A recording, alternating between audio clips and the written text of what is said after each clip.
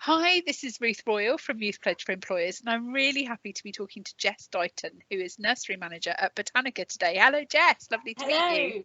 Hello, how are you? Good, thank you. How are you doing? I'm very well, thank you. Glad we've had some rain the last few days. I'm sure that's especially the case in your job. So tell us a bit about Botanica and what happens at your organisation. So we're quite a specialist nursery. We're located in Suffolk. We have a fantastic group of plants that we grow here. We specialise in rarities, botanical plants. We are an organisation that really drives the importance of having British grown, British provenance plants for the importance of the environment, keeping it in the country, keep helping our own wildlife and environment schemes. We specialise in native varieties of plant. A lot of the time we do stuff in the berry season, which is from November to April. So, we get a lot of people come through the doors, which are plant people themselves, garden designers, actual organisations like National Trust, Woodland Trust. So, because of the importance of being peat free, which we stand against. So, fantastic place. We have over 6,000 varieties of plant. So yeah, something all round the corners of the nursery, you'll find something different. So that's amazing, and I love that focus on kind of rarities and also sort of British plants as well. But it seems to me there must be probably all different sorts of jobs that people do at Botanica. So would you sort of talk us through perhaps some of those jobs and the different skills that it takes to do them?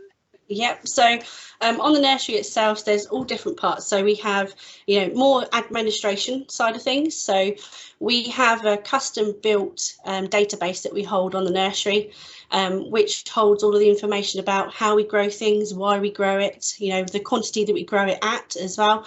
Also, it holds all of our knowledge of how we actually grow it in propagation. And that's built on every day, through every year we learn from our mistakes. Some stuff we grow is so rare that, there's no textbook way of doing it. So it's trial and error. So it's really exciting. If you had someone that was interested in propagation, we learn every day. So in the admin team, then I guess they probably have to make sure that they're keeping everything up to date very regularly if you're like having sort of daily things that are changing. Do you have sort of any particular entry routes into your admin team? Do people tend to join you having had prior experience, or do you take on people with different sort of different qualities, I guess? I mean, the main thing that we always stand by here at Botanica is if you have a love of plants and the love of the outdoors, we never push anybody away. That is the key thing that myself and John, the owner of the business, is always, standing by. If someone's coming with, enough passion for the outside and for the love of plants itself and horticulture, that's the main stuff we start on. People that come from, backgrounds of horticulture is a bonus because, it helps us out. But, if someone's got the drive to learn and takes the time to take everything in that we're willing to teach, that's how we go forward. So that's fantastic, even sort of to have that like for your admin teams, but I guess that's especially important with some of the other jobs perhaps as well that you've got. Yeah, I mean the biggest challenge that we have is people come from all different walks of life that come to us. We've had people that were binmen, we've had people that have been in HR, we've had people that have just been in hospitality all their lives, but as long as they're willing to learn every day and to take little bits on at a time. But I think the main challenge that we tend to have is because we have such a vast variety of plants. We work in Latin here. A lot of people walk through the door and talk with common names of plants. So, coming in and saying, I want a hawthorn hedge, we know it as Crataegus monogina. So, it's all that sort of thing is learning. But I think that's exciting. I still learn names and I still get told off by John of pronunciations as well. So And the Royal Horticultural Society keeps us on the toes as well, because they change names. So they'll look into the genetics of plants and say, oh, that's more like this family than this family. So it surprises us sometimes that we have to keep up with the times. So they definitely be able to keep up with things. But what about these other sorts of jobs then that people do that are coming to join you? What sort of other jobs exist within the nursery? So obviously the admin will pick up all of the sort of sales, the stock control, but obviously the main jobs that we tend to fill, mainly through seasonal as well, is actually working on the ground. So we have jobs that normally involve, in the height of summer, weeding, potting, moving plants around the nursery. We are involved a lot of plant hire as well, so we do lots of weddings and venue work. We do plant shows. But it's getting your hands dirty, working as a potting team, which is great because you're almost like a working conveyor belt, and it's sort of getting that real team spirit to get things going.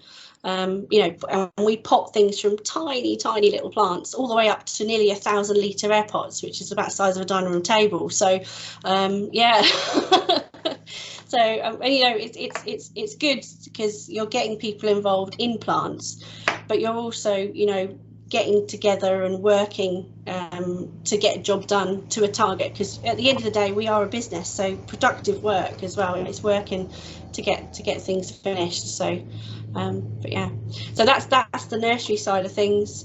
We have propagation, so that's a massive part of our we stand by growing rarities. We grow in very small numbers, so you have some people like Knockcuts and places that will just have thousands and thousands of the same thing. We grow in sort of 5, 10s and 20s of things. So yeah, it's propagation can be interesting because 1 year, with the joys of Mother Nature at the moment with climate change, we have to work with the time, we have to work with the weather that it gives us. We've just had a past few weeks of 40-degree heat, which is just completely different to what we're used to, but it's a world that we've got to evolve to. And I hope that generations will keep going with it, because there's some species that we have in the country that we've got to keep going. And a lot to learn from. You're forever learning about how things are grown or why they're grown for, and the uses that you use, medicine, and that's the thing that I want people to try and realise is, it's not just a plant you put in your garden. It's so much more you can learn. Even the history. I mean, I never read a book, and at the moment I'm reading a book called The Plant Hunter, and it's brilliant because there's things that I deal with every day that comes up in this book. And it just makes me want to, read more about the history of plants and where they were found. So, if people were interested in horticulture, there's so many more avenues you can go down, medicine and, history and geography and just everything like that, which is really what drives me every day. A huge breadth to the background of it. I sort of wonder as well, with people on a very practical level, I guess as well, do you need to be reasonably physically strong? I guess you also need to be very happy working outdoors. Tell me a bit. Yeah, so we always say that we'd like to have physically fit people, because it is it's hard work. I'm not going to lie, it is, but it's rewarding at the end of the day when you can stand back and say you've potted a whole bed of 1,000 plants, and you look back and it all looks beautifully clean and just pruned and fantastic colours as well. It's just, and yeah, I think working every day seasonally as well, because we're having very hot summers now, we're having very cold snaps in the winter, so it is challenging sometimes with being outside, but if you're willing to put a few more layers on, it's good fun. It's good fun. And I work on the basis of, if you're cold, work quicker, you'll be fine.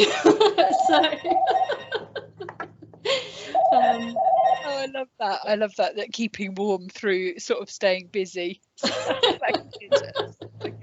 We tend to have a meeting in the morning outside our barn when we all come in. We have a bit of a team group chat, and always make sure that they're always moving to keep their fingers and toes, because we get out of warm cars and we're like, oh, it's so cold, but it's once you got going, it's brilliant. So yeah. Well, that brings me on to sort of my next question, really, actually. So say that I was working in the garden, in the nursery, sort of planting out plants. What would my normal day look like? So I'd come in, I'd have my team meeting. What else would I do in my day? So we tend to have sort of a structured day, depending on what we do. We tend to have a job in a week that we want to try and get completed within the team. So at the moment, they're cutting hedges. So we obviously have the higher side of things of the business that we do compost, and as well we do have a landscape team. So that's another way that can be introduced into it. So if people are looking to do hard landscaping or just design work, or garden, architecture work, we do that. So sometimes the boys will actually go off site. They'll work with diggers, forklifts, things like that to go off and work. They build earth shelters, log cabins.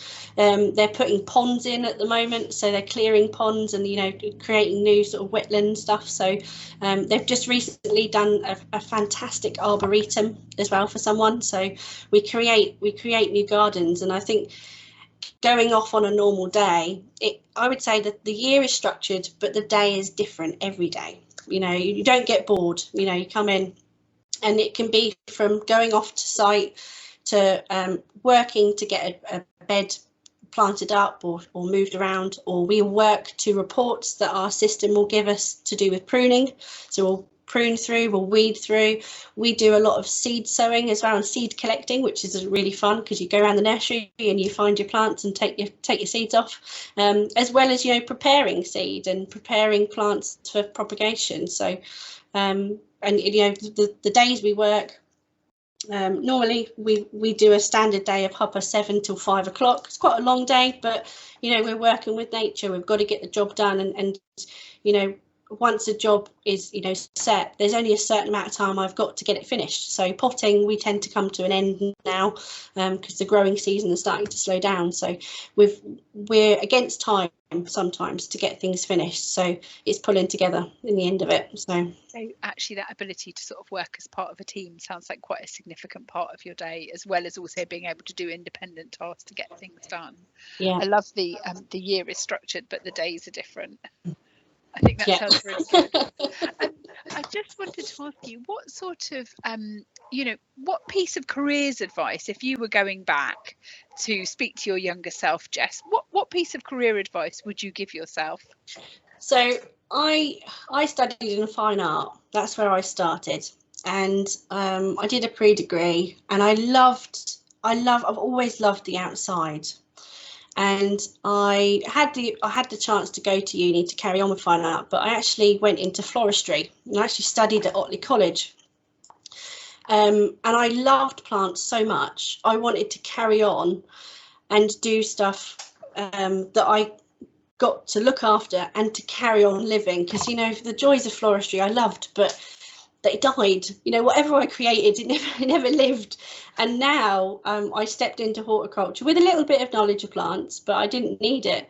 And I don't think I would ever do anything different. And I think education itself in horticulture is very important. But at the same time, I have learned in 11 years, I have learned a phenomenal amount of information. And John here has been such a support in teaching me and learning every day. And I would say in horticulture itself, learning on the job, I would say hands down is the way forward. So. Oh, that is absolutely brilliant. It's just been so lovely to meet you and to talk to you, Jess, today. Thank you so much for your time. You're very welcome.